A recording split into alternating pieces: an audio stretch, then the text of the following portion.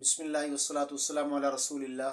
سامعین و ناظرین، عظیم احسان ہے اس وحدہ لا شریک ذات کا، جس ذات نے پیارے آقا علیہ الصلاۃ والسلام کے پاک صدقہ سے، آپ کے وسیلہ سے ہمیں رمضان المبارک کا مقدس، مطہر اور مبارک مہینہ عطا فرمایا۔ اور رمضان شریف کو اللہ رب العالمین نے دیگر 11 مہینوں پر، تمام مہینوں پر فوقیت، سرداری اور فضیلت عطا فرمائی ہے۔ رمضان کے لفظ پہ اگر ہم غور کریں تو ہمیں علم ہوگا کہ رمضان کے اندر 5 حروف ہیں، اور یہ 5 حروف کس بات کا اشارہ کرتے ہیں، اور ان 5 حروف کا کیا معنی ہے۔ ہر حرف اپنا الگ سے مفہوم رکھتا ہے۔ رمضان کے 5 حروف ہیں۔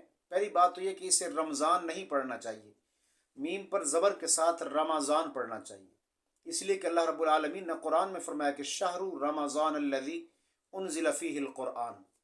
تو یہ رمضان نہیں ہے، رمضان ہے۔ یہ لفظ رمضان ہے، اس ماہ مقدس کا نام رمضان ہے، ہمیں رمضان پڑھنا چاہیے۔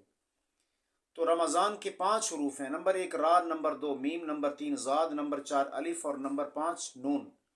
رمضان کی را ہمیں بتاتی ہے کہ یہ رحمت والا مہینہ ہے، اور اللہ کی رحمتیں موسلا دھار بارش کی طرح اس ماہ مقدس میں روزہ رکھنے والوں پر برستی ہیں۔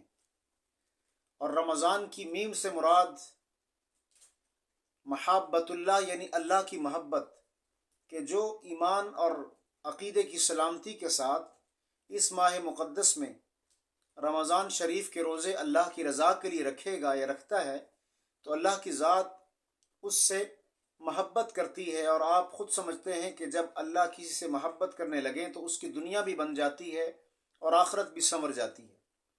رمضان کا تیسرا حرف ضاد ہے۔ ضاد سے مراد زمان اللہ، یعنی اللہ کی ذمہ داری، اللہ کی ضمانت۔ جو شخص اخلاص کے ساتھ اللہ کی رضا کے لیے روزہ رکھتا ہے، یا جو اللہ کی بندی روزہ رکھتی ہے، تو اللہ رب العالمین فرماتے ہیں کہ میری ذمہ داری ہے کہ میں اسے ضرور بالضرور جنت میں داخل کروں گا۔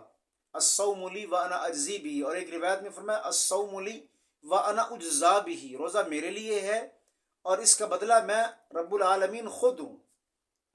رمضان کا چوتھا حرف الف ہے، اور الف الفت کا ہے کہ اللہ کی ذات اس سے الفت کرنے لگتی ہے، عنایات بے انتہا ہونے لگتی ہیں۔ اور آخری حرف جو ہے وہ نون ہے۔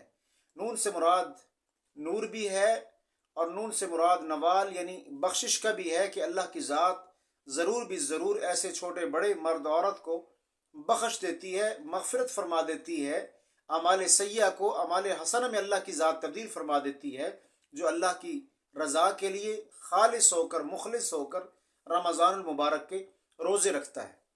ہمیں کرنا کیا ہے؟ ہمیں کرنا یہ ہے کہ اس ماہ مقدس میں ہم اپنی زندگی کا شیڈول تبدیل کر لیں، معمولات میں تبدیلی لے آئیں۔ اگر کوئی شخص آدھا پارہ روزانہ کی بنیاد پر تلاوت کرتا ہے تو اسے 1 یا 2 پارے تلاوت کرنا ضروری ہے، کرنے چاہیے۔ اور اگر کوئی ذکر اذکار درود شریف کا اہتمام کرتا ہے تو اس کی تعداد اور گنتی کو بڑھا دے۔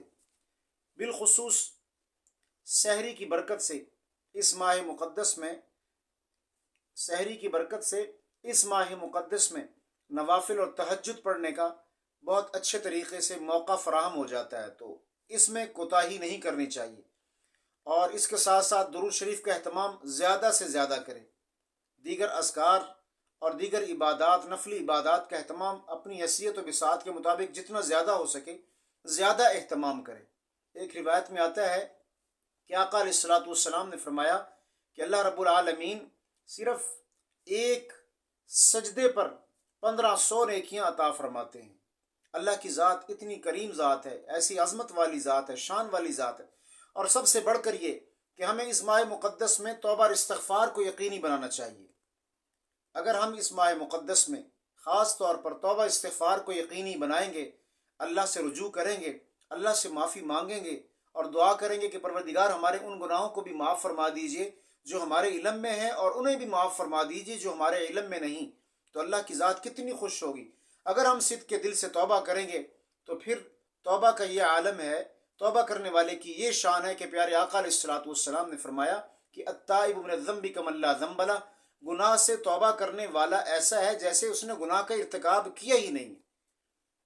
اللہ کی ذات سے دعا ہے کہ پروردگار اپنے پیارے حبیب کے صدقے یہ ماہ مقدس ہمیں ایمان کی سلامتی کے ساتھ، صحت کی سلامتی کے ساتھ، عقیدے کی سلامتی کے ساتھ نصیب فرمائے، اور اس ماہ مقدس کا صحیح معنوں میں احترام کرنے کی توفیق نصیب فرمائے، اس ماہ مقدس کے حقوق کی ادائیگی کی توفیق نصیب فرمائے، اس ماہ مقدس میں سچی پکی حقیقی توبہ کرنے کی توفیق نصیب فرمائے، اس ماہ مقدس میں ہمیں اپنی زندگی کا شیڈول شریعت مطہرہ کے مطابق بنانے کی توفیق نصیب فرمائے، آمین یا رب العالمین۔